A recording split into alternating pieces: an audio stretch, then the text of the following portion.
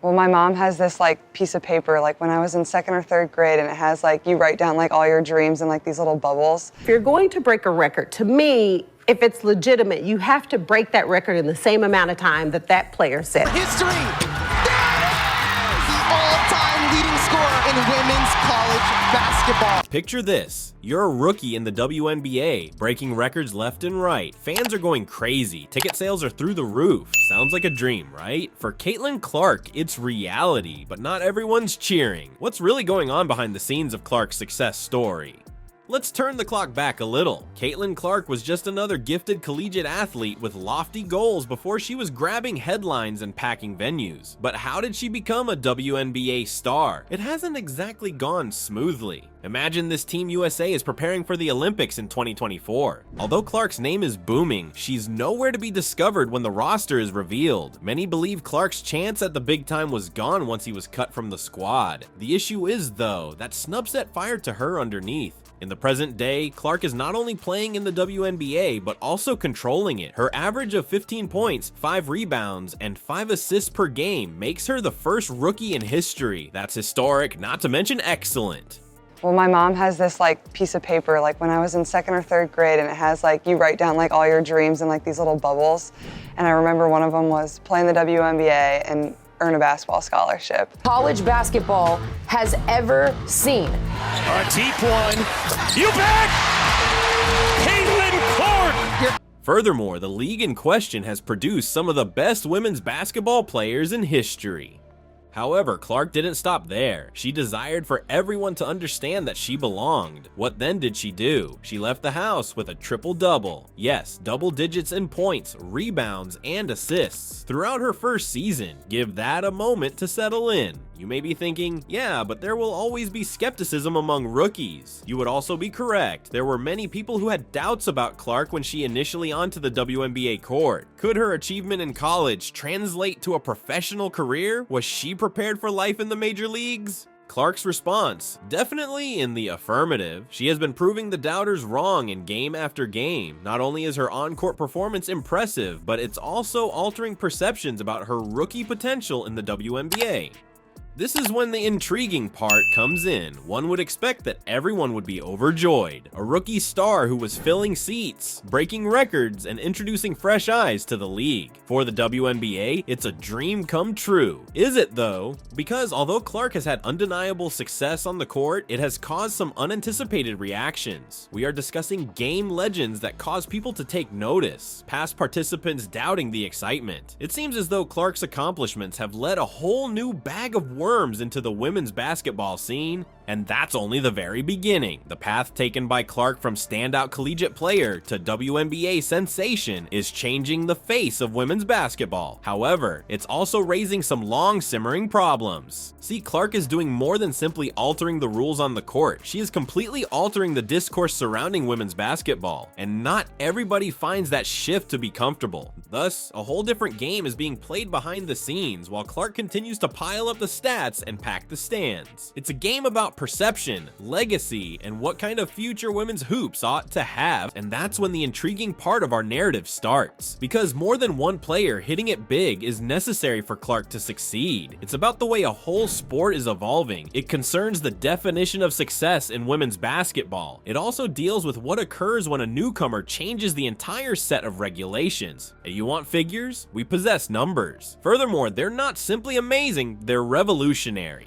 Talk about ticket sales now. 2023 saw a 16% increase in the WNBA. Not too terrible, huh?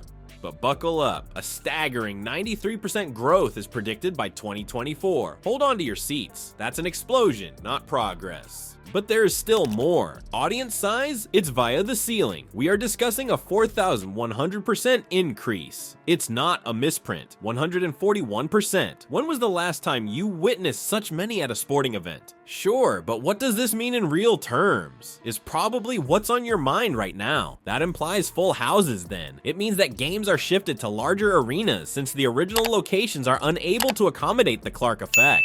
When WNBA games were hard to get tickets, do you recall? Those times are long gone. Courtside tickets are already selling for $2,000 each.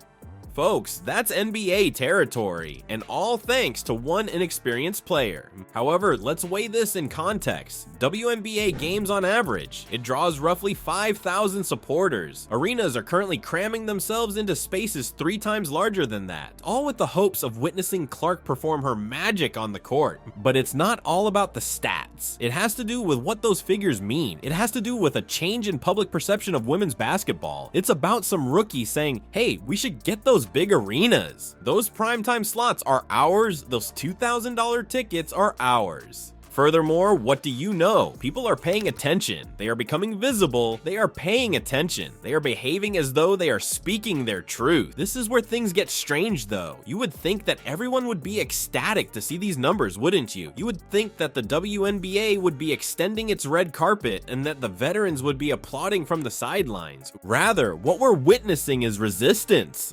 History. The all-time leading scorer in women's college basketball.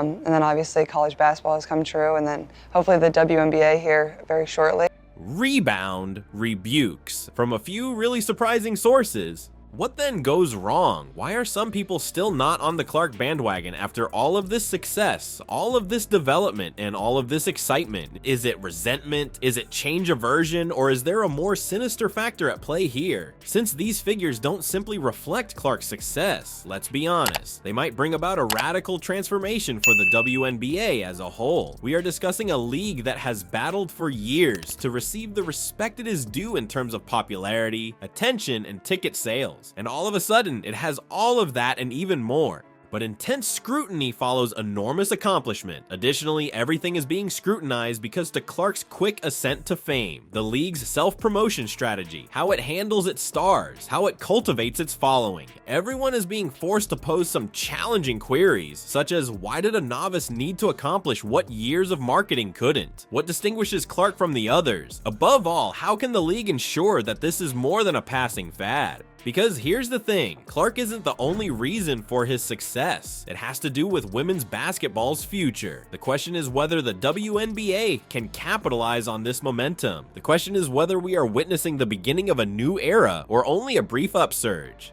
One would expect that everyone would be rejoicing at Caitlin Clark's accomplishment, a rookie breaking records, packing arenas, and bringing fresh vitality to the WNBA. Not so quickly though. A tempest is gathering strength and it's coming from some surprising sources. Now, let's discuss Sheryl Swoopes, Olympic gold medalist, 4-time champion, and WNBA legend. She should be encouraging Clark, right? Rather, she's furrowing her brows. If you're going to break a record, to me, if it's legitimate, you have to break that record in the same amount of time that that player said. He or she's killing them, but you have a 25-year-old playing against a 20-year-old. Well, I mean, if you want to talk about bullies, we can talk about every time Caitlin has the ball, she pushes off. The hype isn't convincing Swoopes. She is raising doubts about the veracity of Clark's records and implying that they might not endure over time. However, why? Or am I just being cynical? Or is there a more sinister factor at play here? Not only Swoopes though, another WNBA legend, Diana Taurasi, appears taken aback by Clark's ability to generate crowds. Taurasi's astonishment illustrates how swiftly the landscape of women's basketball is evolving. Everyone is unsure of how to maintain their balance since it feels like the ground is shifting beneath their feet. There's more to this response than just sales of tickets or recordings. It has to do with the WNBA's fundamental identity. These legends battled valiantly for years to gain respect and recognition. They competed for every ounce of media attention while playing to mostly empty arenas. Clark now appears, making it appear simple. However, this tale has many layers to it, a contentious one. There are murmurs concerning white privilege. They want to know if Clark's popularity is influenced by her race. It's a complex matter, particularly when contrasting Clark with athletes such Diana Taurasi, who is also white but did not receive this kind of attention in her early career. What is different now then? Is timing all that matters? Social media's ascent? Or has Clark touched someone in a manner that no one else has before for some reason? Recall the time that Clark was left off of the Olympic roster. There were many questions about the choice. Now that she's successful in the WNBA, people are curious. What precise standards must one meet to succeed in women's basketball? Is it limited to what occurs on the court? Is there more to it or not? These are not merely scholarly inquiries. The entire landscape of women's basketball is being altered by them. Because of Clark's success, WNBA stars are being forced to reevaluate what it means to be a star. It's upending long-held notions about how to develop the sport, promote it, and define success. Here's the problem though, this conflict and discussion are not always detrimental to the WNBA. It may be just what the league needs in fact, since conversation is taking place. They have gotten engaged. They have a lot of passion. When was the last time women's basketball generated as much interest? Not only is Clark altering the rules on the court, she is diverting the topic of conversation. People are taking sides, disputing, and arguing over her, and that's gold in a world where attention is the money. What does this leave us with then? With a novice who's altering the game instead of merely playing it, with mythologies attempting to adapt to a quickly changing environment, posing difficult queries like privilege, race, and the true requirements for success in women's basketball. There's more to Clark's trip than merely setting records and packing houses. It has to do with questioning the current quo. It's all about pushing the envelope of what women's sports can achieve. Indeed, that will undoubtedly cause a stir. However, that might be precisely what the WNBA requires. A reorganization, a new viewpoint, someone with the ability to unite the younger fans and the established ones. Because it's a fact that women's basketball is at a turning point. The sport is expanding, changing, and attracting new fans. And at the heart of it all is Clark. You can't ignore her, whether you love her or not.